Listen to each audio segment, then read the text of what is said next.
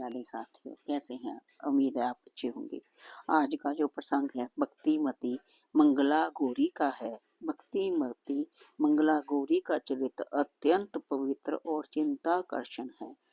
उन्होंने आजीवन भगवान के रूप माधुर्य का रस आस्वादन करके जो सरस गीत, संगीत और काव्य की धारा उत्तर गुजरात के पाटन में भाई, वह उनकी भक्ति निष्ठा की उज्जवल और स्थायी प्रतीक है।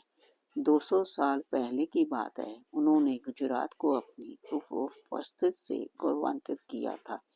उनके पिता पाटन परगने के प्रसिद्ध जमींदार और शासन श्री नरवेराय मुकुंद राय वरनगरा नागर थे। वे अत्यंत समृद्ध, ऐश्वर्यशाली और भक्ति भावपन व्यक्ति थे। मंगला गौरी उनके साथ नित्य मंदिर में भगवान का दर्शन करने जाया करती थी।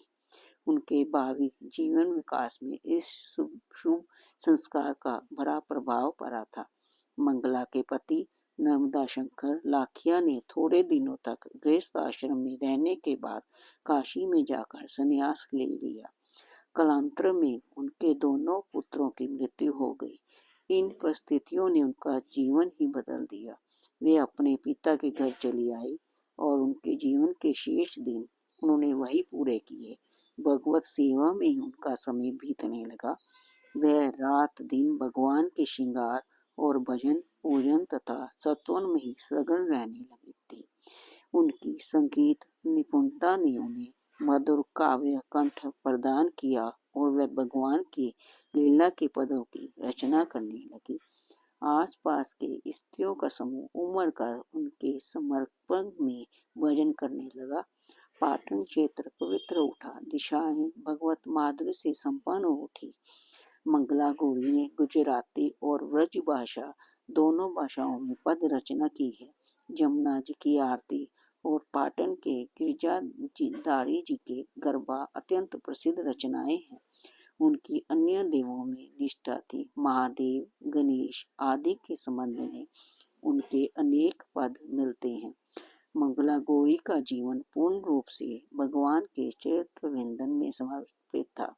जीवन के अंतिम दिनों में उनके नेत्र चले गए थे, फिर भी उनके अधरों पर राम नाम का अमृत बहता रहता था। हाथों में माला का नित्य होता रहता था।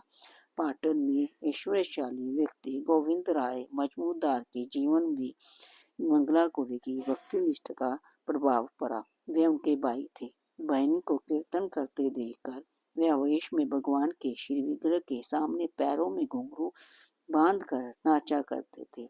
उनके सपुत्र श्री वेंकुंठ राय जी, रणछोड़ राय जी और गोपाल राय जी भी बड़े भागवत हुए।